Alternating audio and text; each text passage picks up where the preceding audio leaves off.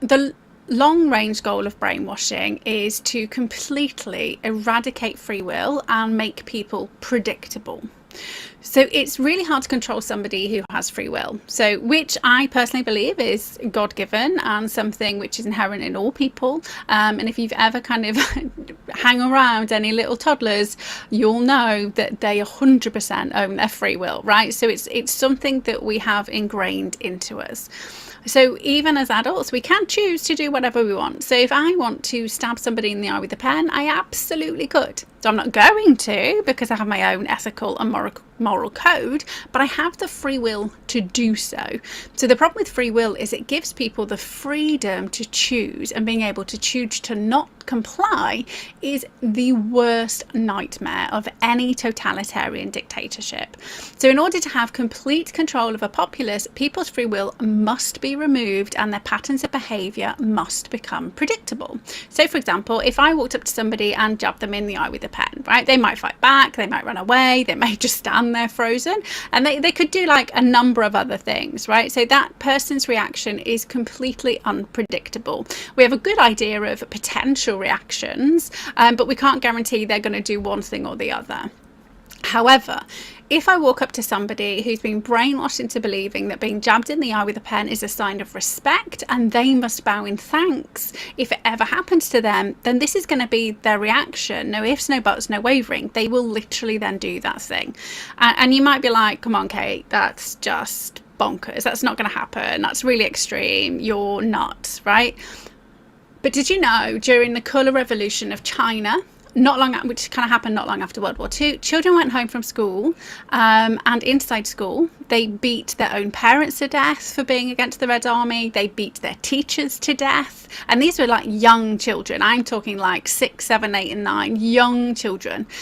Similar sort of thing happened in Nazi Germany. Children told SS guards on their own parents, and their parents were subsequently dragged away and either thrown into work camps or executed. So this didn't just happen to Jewish people. It's not just like the kids kind of told on Jewish families. They told on their own parents, right?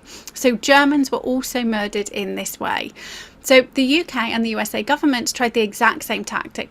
So once they've kind of got you hungry or around the same time they've got you hungry, they're going to make you exhausted, right? So your body's not repairing and now you're going to start super breaking it down.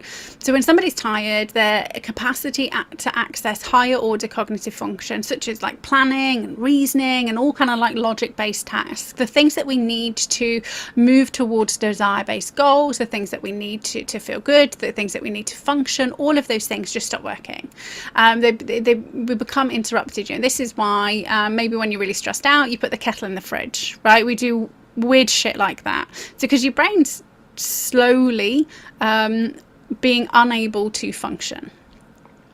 And when somebody lacks sleep for an extended period, we can become delusional, we have hallucinations, and it just, it might be auditory, it might be visual, but the brain just stops working and we stop working.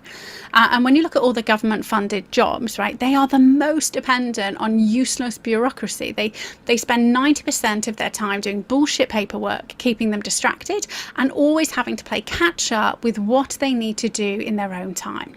So this is purposeful, right? So they become the easiest targets for brainwashing, and then what's worse, they then become the indoctrinators to others, right? So we see this happening in our schools, in our hospitals, police services, military and others.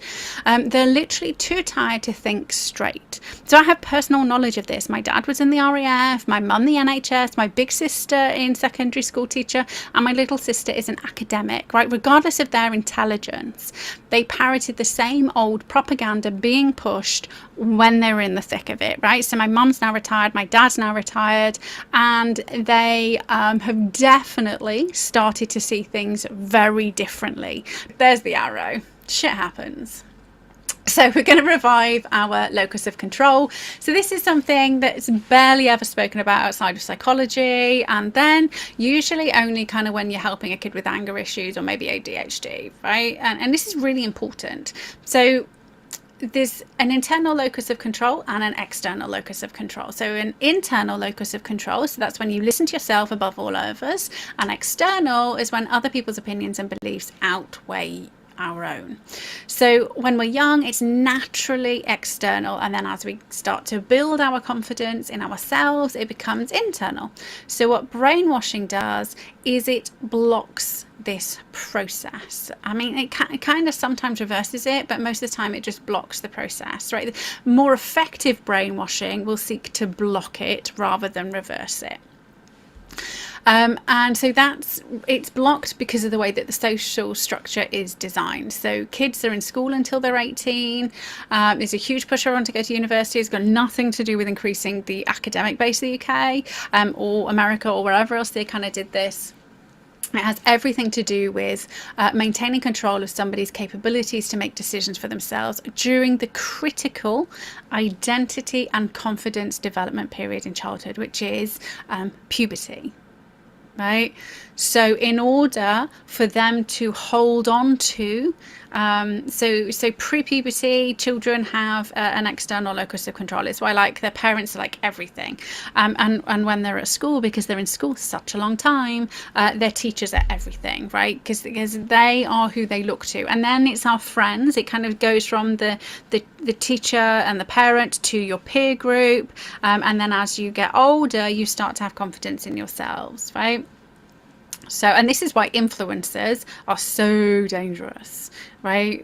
For teenagers specifically, because their peer group are the ultimate deciders on everything in their lives, right? And so what we do, well, I say we again, what they do, not me, what they do is they will force the external locus of control to be predominant for as long as possible, right?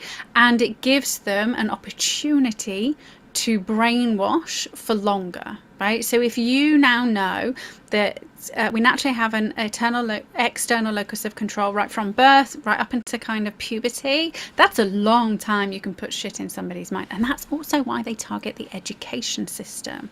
And this is why our kids are fucking nuts,